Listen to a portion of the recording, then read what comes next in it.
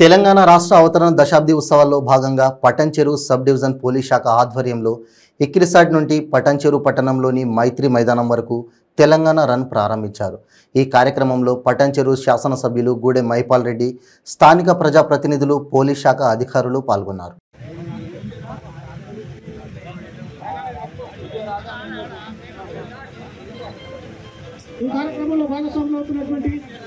శాసనసభ్యులు పేర్లను గాల్లో వదిలిపెట్టేసి ఇప్పుడే ప్రారంభించారు। వారి ఒక్కసారి గట్టిగా చప్పట్లు కొడుతూ కార్యక్రమాన్ని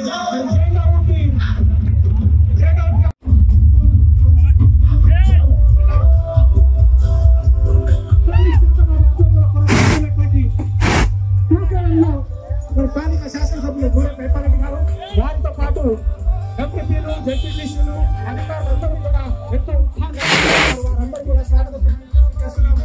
మరి దీంతో పాటుగా ఇంకా పాఠశాలకు చెందినటువంటి విద్యార్థులు, పీఈడీలు, టీచర్స్ అందరూ కూడా పోలీస్ శాఖ తరఫున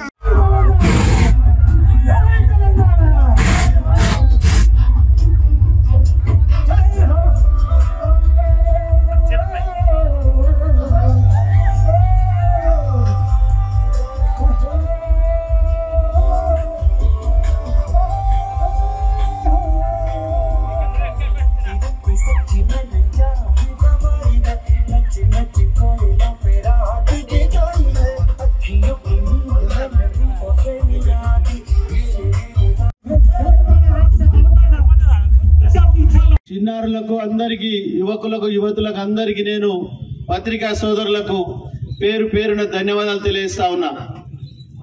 మీరు అందరూ ఆలోచన చేయాలి, చక్కగా బుద్ధిగా చదువుకుంటా ఉన్నారు। మీరు తెలంగాణ రాష్ట్రం ఏర్పడ్డ తర్వాత పరిస్థితి ఏంది, తెలంగాణ రాకముందు పరిస్థితి ఏందో మీరు గతంలో ఉన్న వారు తెలుసుకోవాలి।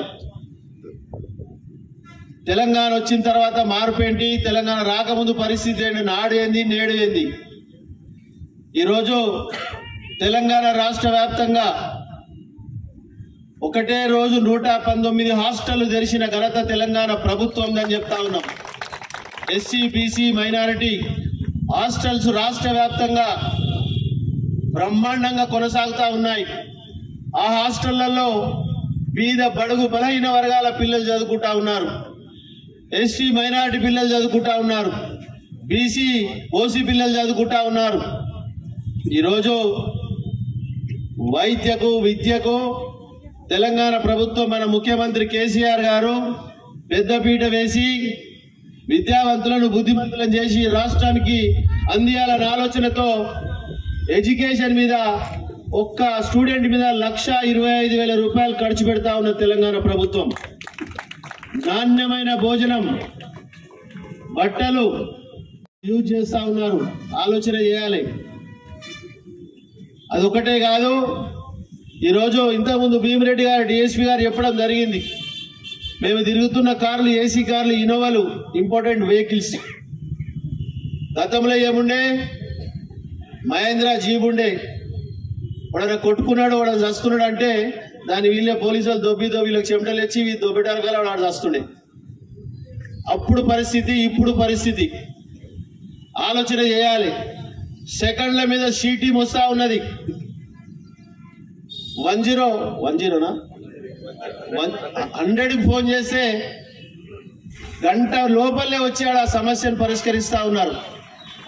గతంలో ఏంది, ఇప్పుడేంది, ఆలోచన చేయండి। ఇది ఒక వింగు కాదు, ఇది రైతుల విషయంలో మీరందరూ రైతు కడుపులో పుట్టిన బిడ్డలే।